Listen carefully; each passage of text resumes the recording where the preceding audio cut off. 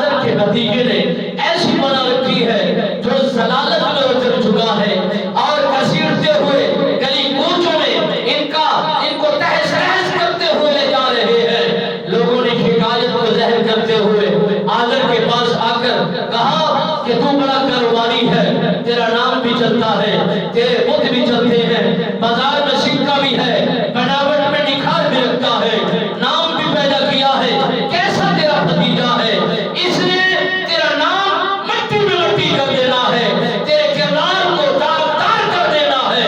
اسے سمجھاؤ، اسے بتاؤ کہ کون سا عمل تم کر رہے ہو۔ اگر نمرود کو یہ بات پہنچ گئی تو مار ڈالے گا 1,00,000 بچوں کا وہ قاتل وہ نمرود ہے۔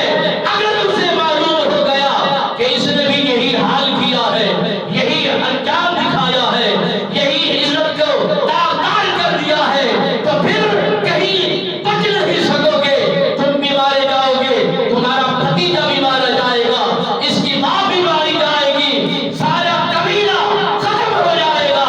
حضرت ابراہیم علیہ السلام سرکار کی شکایت آپ کے ججے تک پہنچی۔ آپ نے یہی بات سن کر بڑے تعجب کا شکار ہوئے۔ ماں تو جان چکی تھی، جس کی پرورش کرنے والا خود خالق ہے، خود مالک ہے، خود رازق ہے، جہان کو پانے والا، جہان کو بنانے والا مہربان رب ہے، وہی غریب رب ہے، وہی رحیم رب ہے، وہی ستار رب ہے، وہی مہربان رب ہے، وہی غفار رب ہے، وہی بنانے والا ہے۔ مالک منظر کو دیکھا تھا، اب چاچا نہیں جانتا تھا یہ کس شان کے لائق ہے، کس عظمت کے لائق ہے، کس مرتبے کے لائق ہے۔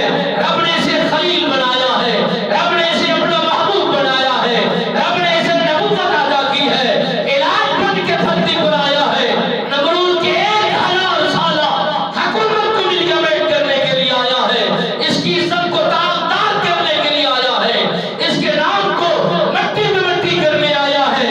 یہ تو بہت بڑا علاج بن کے رہبر و ہادی آیا ہے۔ حضرت ابراہیم علیہ السلام کے ساتھ چچا نے بتایا، بیٹا لوگ شکایت کر رہے ہیں، تیرا اعتراض لے کر کے آئے ہیں، تو نے رسی ڈال کر گلیوں میں گھسیٹا ہے۔ آپ نے فرمایا چچا کیوں نہ گھسیٹتا، کاروبار کا دستور ہے، جس طرح بھی اس کی تعریف کی جائے میں گھسیٹ کر لے جاتا اور لے کر جا رہا تھا، میں اپنے کاندھے پر انہیں کیوں اٹھاتا، اتنا وزن کیوں اپنے کاندھوں پر اٹھا کر کے لے جاتا۔ حضرت ابراہیم علیہ السلام سرکار کے چچا نے جب بات سنی، اس نے کہا کیوں نہ نمرود کی کچہری میں لے جایا